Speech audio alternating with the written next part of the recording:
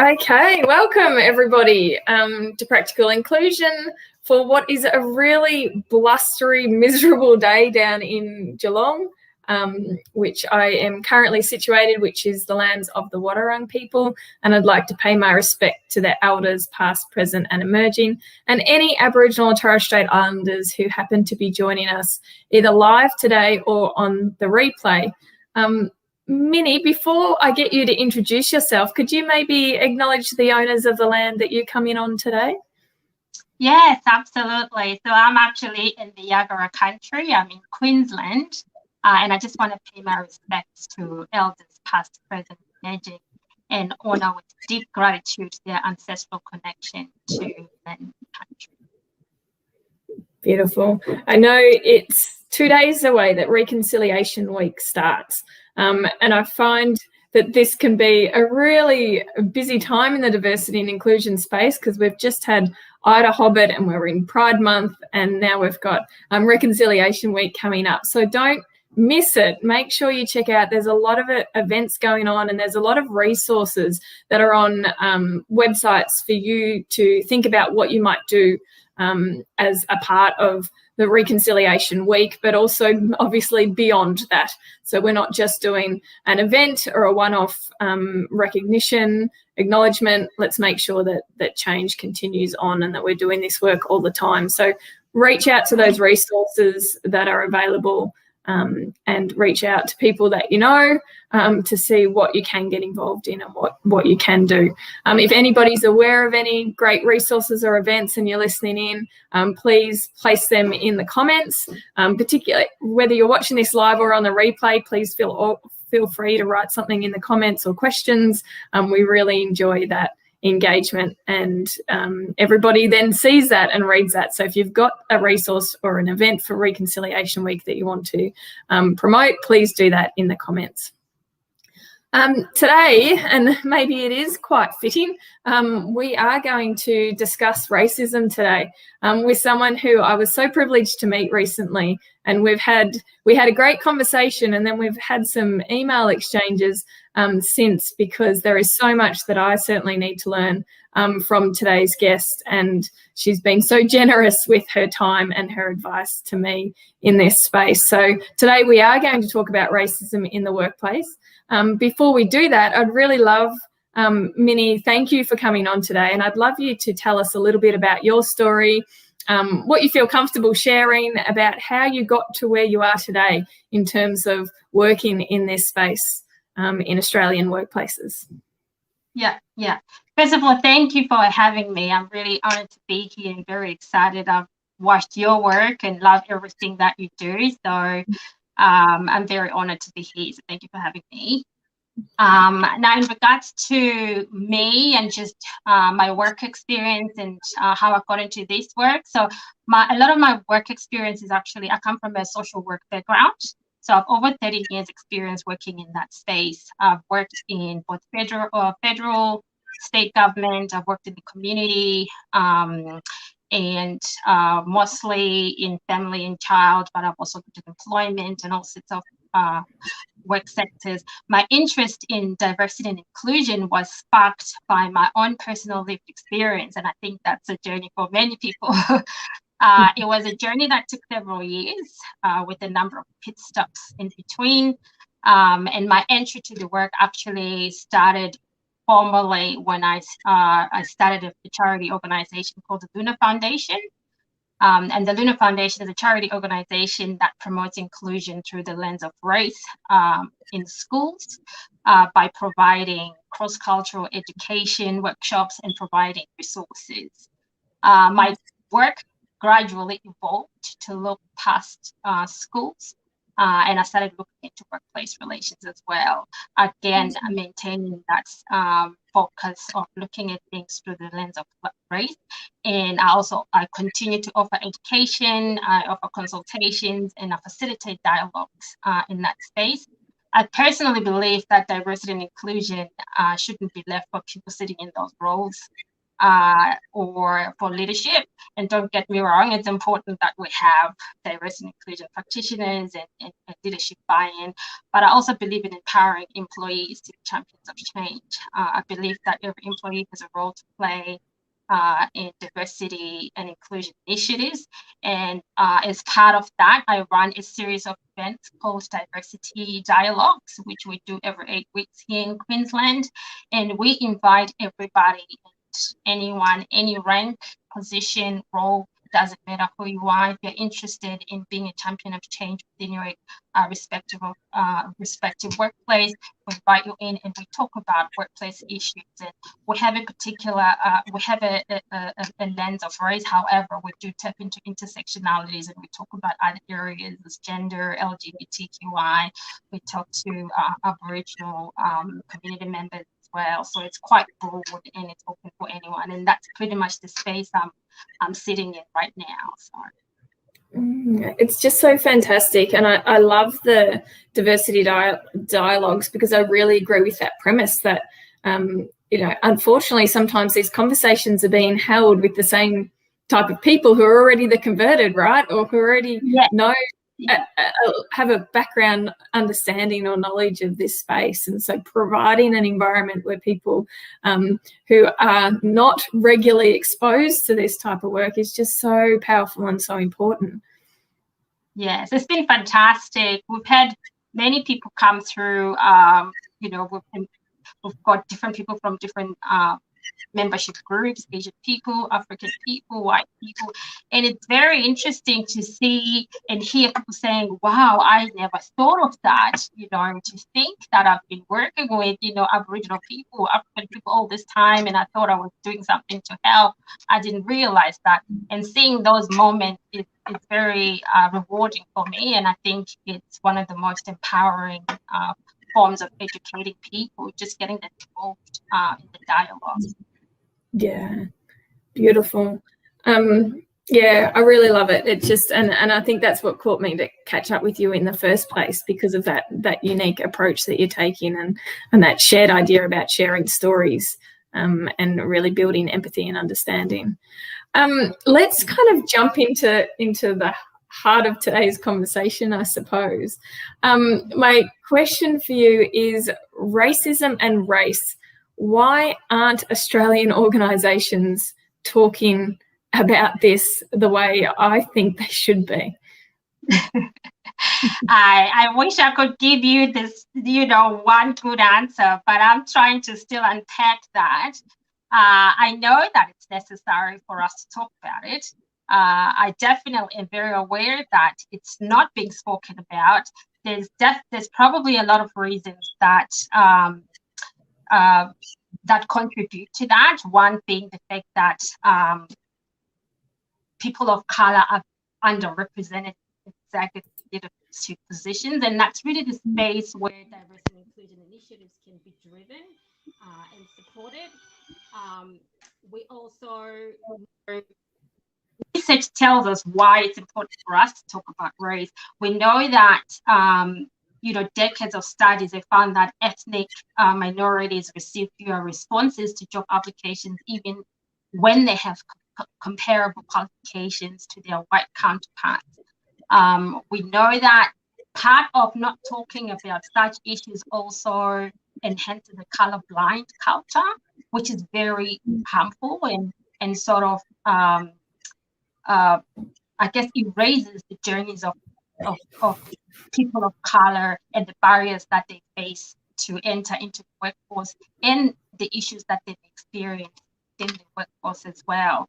Now, in terms of why, one of the reasons why it's very important for us to do that, I was looking at research recently. It's showing that people of color have to complete or submit 60% more applications just to get a callback for a job interview.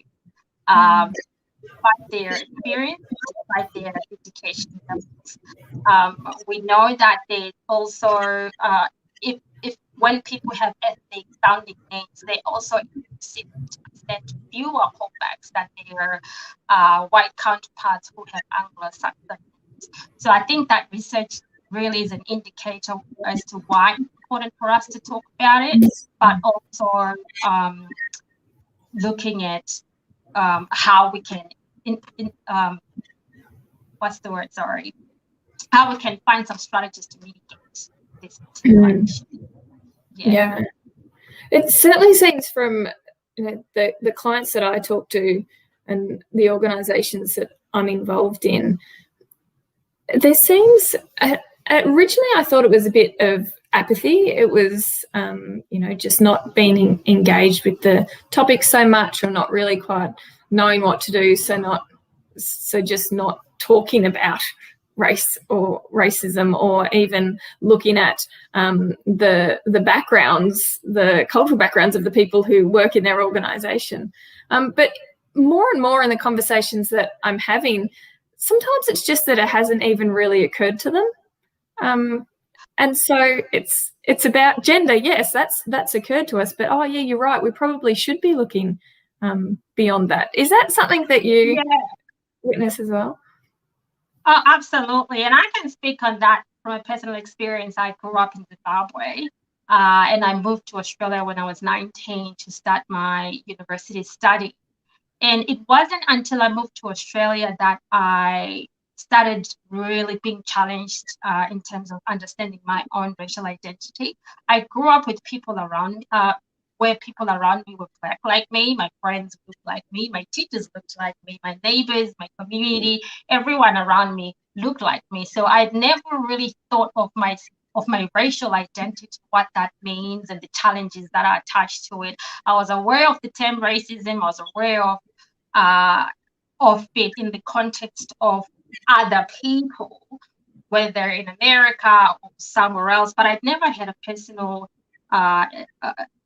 or direct incident that had made me really think about it. Personal thing to me that involves me as well. It wasn't until I moved to Australia through university and working where I started noticing that because I was Black, I was, I guess, experiencing certain things that other people were not, or whether that's negative or positive, and that's where you start to become aware of who you are, your racial identity. I became more aware of my Blackness, and I think that's the same goes to white people as well. If you've lived in an area where everyone looks like you, you've gone to school with people that look like you, you've worked in places that are mostly with people like you, you've never really if you've never really been in an environment that really challenges that, or a personal incident that really brings that into attention, it's very difficult to think outside your frame and your view. And I guess that's why we hear often that representation matters, because that's how we ensure that voices that represent the groups of people that we see outside are heard. But yeah, it's a very common experience, but it's also important to understand just in general, race and racism can be a complex topic to understand, particularly for people that do not experience. It's very easy for people to spot racism if it's more on the overt side. And when we're talking about overt behaviors, we're looking at racial slurs, threats, or denying someone opportunity because of their skin color. Those are the more overt types of racism, and that's what everyone's familiar with, particularly those that do not experience it. But racism also shows up in ways that are more subtle and insidious, and this means that they're harder to spot. And this form of racism is called covert, also known as microaggression. And the invisibility of microaggressions make it even harder to report or talk about. And even for those that may exist in spaces where microaggressions and that form of racism is occurring, they may potentially be very clueless that that's actually happening because of its subtle and insidious nature. So it's a very common thing that happens. And again, going back to that point of representation matters, and having the voices of different people on the table being one of the key drivers to make sure that such experiences are brought on the table as well.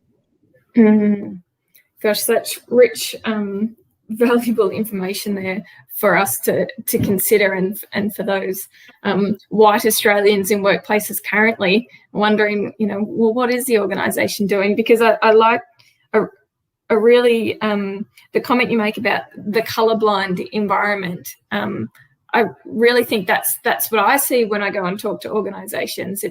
They just don't see that there's an issue at all going on, and despite they might say, we really don't have enough ethnic diversity within our organisation, but then they get a little bit, I think the word is a little bit scared, and I've spoken about this before in terms of how they might go about changing that.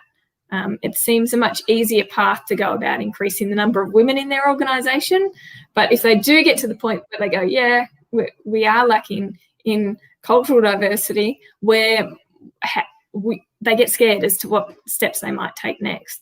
Do you work with organisations to help them along that path? I think I do, and one of the things that I usually put forward is it's very important for anyone that walks into a space to be able to feel welcome and included. And the best way to explain it, particularly in spaces where, say, for instance, you've got women, they talk about, oh, well, there's so much progress, but, this amount of women and percentage of women in space. But when we talk about those women, who are those women and which voice are they representing? Now, if as a Black person or an Asian person walking into a predominantly white institution or workplace, it's pretty much similar to, I give an example. As a woman, imagine walking into a workplace that's all male, and you're the only woman. How challenging that can be. You become very aware of, the fact that you're different, but there are so many experiences that you're likely to have that I will not see. But most importantly, it's very difficult for you to feel welcome. You may have been hired, yes, they may have given you an opportunity, yes, but it's very difficult. It requires a lot more to feel included. And so one of the key things that I usually recommend in this kind of scenario is data. I'm a big fan of data, and I know that you are too. But when we're gathering data and we're looking at gender, we shouldn't just limit it to just, do we have men or women? But we should specify that if we have women, like what percentage of those women are people of color, and whether we're looking at religion as well or other sectors. But it's important to specify across and look at those intersectionalities as well. So that's one of the very key things that I recommend, diversifying the collection of data, but most importantly, making sure that different groups are represented in that space as well. Yeah, fantastic. Lots of organisations still, and I know governments particularly, are still using the phrase culturally and linguistically diverse when it comes to tackling this topic in workplaces. Can you maybe talk about that term and why perhaps maybe it's not the best thing to use? Yeah, so CULD is often the term that's used to refer to, I guess, people of color, and it's a term that causes a lot of confusion, and I'll explain that. But the actual definition of CULD states that CULD is referring to people that come from different countries across the world, people that speak a language other than English, people that represent different cultural backgrounds or have various religious beliefs. Now, unfortunately, that's not as specific as we would want it to be, particularly as it comes to race. It definitely is very clear about culture and language, but not necessarily about race and ethnicity there. It's somewhat expected that race is somehow nuanced in that. But what we're finding is that there's a lot of confusion in that space where you've got people that are Black, like me, that are born in Australia, culturally Australian, brought up in Australia, they speak English, and therefore, according to this terminology, wouldn't necessarily be a person that identifies as CULD. But then where do they fit? Or, you know, if you look at it as a dual scenario, you can have a person from Africa, but who's actually white, speaks English, and very English culturally, or whether they were born here and their heritage is African. Usually, first generation, they consider themselves Australians, and so they should. They're born here, they're here, culturally, linguistically, they are within that culture. So it becomes a bit of a meta space there for the when it comes to race. I think it's very important for organizations to be clear and actually name race. So whether it's actually changing that terminology altogether to, you know, using people of color, or if you're going to use CALD, then look at other ways in which you can incorporate race so that people that actually belong to those identity membership groups can you know, are quite clear about where they belong. The thing about the CALD terminology as well is it also doesn't take into consideration the interplay of privilege, power, and oppression. For instance, if we have two people and one is from, you know, Africa and got another from, you know, for instance, French, according to CALD terminology, you know, they probably should both tick that box. But when it comes to access to opportunity and experiences of issues such as racism, we know that a person, you know, the Caucasian, a white person from the French background is more likely to get calls for job interviews or likely to get jobs because of that proximity there.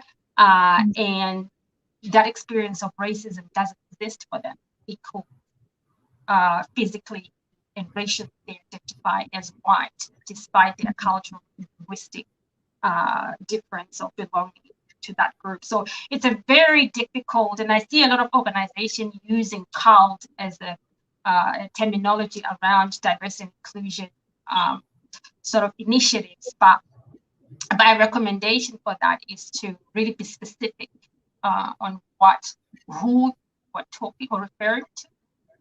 That way it becomes very easy. It becomes easier to think about intervention and address any issues that may arise, exist for that particular group of people. Yeah, great. That's such a good definition and so important for us to get our heads around, because there is still so many organisations using that language. And I think certainly as a white person who works in the diversity and inclusion space, I find the language around this very challenging, and I find it very difficult working in this space to work out the appropriate ways to be referring to people at the appropriate times. To make sure that we are putting that inclusion message forward, but we're not excluding it at the same time that we're doing that. So I think that's really valuable. Just a small clarification, and please, anybody send through any questions that you might have for Mini. We'll have some time for some questions. People of colour is a term that seems to be being used more and more in the diversity inclusion space. Are there any pitfalls or traps that people should be careful of working in this space? Is it okay for us as white people to be saying people of colour? I know there's often people who find that a little bit challenging. I think it's absolutely okay. It's absolutely okay for to use the terminology people of color. A lot of people that have raised issues around that usually are arguing being grouped together. But as a collective, because people of color as a collective really refers to everyone that's not white, and that's including, indigenous peoples as well. So they'll fall under that. But for the purposes of really providing personalized and more specific interventions or strategic planning for different groups, that's when it's important to break it down. I've seen so many people really going around and being nervous to use the term Black person around me. There's actually nothing offensive about, referring to a Black person as a Black person. Obviously, as I said, people of color is a broader terminology, but if wanting to specify, whether you're talking about Asian people or Black people. Black and African are also a terminology that confuses many. Most people use African people as a way to refer to Black people, but then there's so many other Black people that are not African, and so so Black tends to be the term that includes all Black people that are African or non-African as well. So you hear, and then obviously there's Asian communities, and you know, that's a collective terminology. Obviously, that can be broken down into specifics as well. So I think it depends on the purposes of what it's being used for and the needs for that to be unpacked a bit more. But there's absolutely nothing wrong with the terminology that people of color. It's just not specific. However, it's quite an appropriate term. So. Yeah. All right. I want to talk about microaggressions because you raised that earlier, and it's a topic that I'm particularly engaged and interested in. As a queer person, quite often if you meet someone new and if they find out early on that you're queer, you'll commonly hear the conversation might go something like, oh, my cousin Gary's gay and he got married a month ago and it was so much fun. I love gay weddings. You guys really know how to have a party. And to me and to many other queer colleagues and friends, that is a microaggression because immediately the person is highlighting our difference and focusing on that and not having the conversation as they would have if I wasn't queer. Can you provide some, that's one for the queer community. Can you provide some common ones perhaps for, let's go with Black people in Australia, some common microaggressions? Sorry. But yes, absolutely. That microaggressions are, one of the biggest things that we talk about in our sessions and diversity dialogues. But the most common one that I get, that a lot of people get, is, wow, you were so articulate, or your English is so good. And usually, that comes after, you would have prepared this amazing presentation, whether it's a training workshop or, and you present like all this work, and the first feedback that you get is how articulate you are and that your English is so good. But what people don't realize is that mentioning someone's ability to articulate implies that you're surprised by their ability to do so, meaning that your expectations of them were so low. What I would recommend in those kind of scenarios is just to focus on their talents. Like if someone is just given a presentation or a workshop, instead of praising them on their English level or their articulation, is just to comment on the content. That was so informative, that was a good presentation, and that sort of stuff. That way, because I don't think people even realize it. You almost take it like, thank you, but it's sort of like one of those backhanded type of compliments. But yeah, that's a very common one that I get. Absolutely. I think it's so important that we share these microaggressions so that people can alert themselves to what they are potentially saying. And for those who aren't familiar with microaggressions, it's not that the intention is bad, it's that the impact is not perhaps what you intended. So we know that quite, in the majority of times, microaggressions are delivered with good intent, but they don't land that way. And so we just need to become a lot more aware of what they are and how, and try to make sure we avoid them. Absolutely. Minnie, we've run out of time, but I would love you just to let us know, how can people get in contact with you? Is there anything you've got, the diversity dialogues, are people able to engage with that? Could you give us a little bit of a plug or a promotion for the work that you're doing? Yes. Well, people can get in touch with me through LinkedIn. I do have an Instagram page. Just type in Mini Biti and people can find me there. But usually I use my LinkedIn for sort of professional and work-related kind of connections. And if people are interested in attending the diversity dialogues, just send us an email. We've got an event coming up. It's in July, our next one. We just had one 2 weeks ago, and we do this every 8 weeks. But if anyone is interested, just send a DM, connect with me on LinkedIn or Instagram, and certainly get in touch back. Fantastic. Awesome. I highly recommend it. I think I need to start tuning in as well. So I'll jump on and send you a message. Thank you very much again for coming on and having what is such an important conversation with me today. And I'm sure it will continue certainly through the comments and questions. So please type away, people, and we'll have a good conversation about this afterwards. As always, I will have this, I think actually today we've broadcasted live to YouTube, so I won't have to upload to YouTube, but we will definitely get the captions edited and up there probably by tomorrow. So if you want to share with the captions, then you can wait for that. Thanks everyone for tuning in, and I'll be back again next week. Enjoy, and make sure you're getting involved in Reconciliation Week. It's really important that we get behind that. Thanks everyone. Thanks, Mini. Thanks, Bree.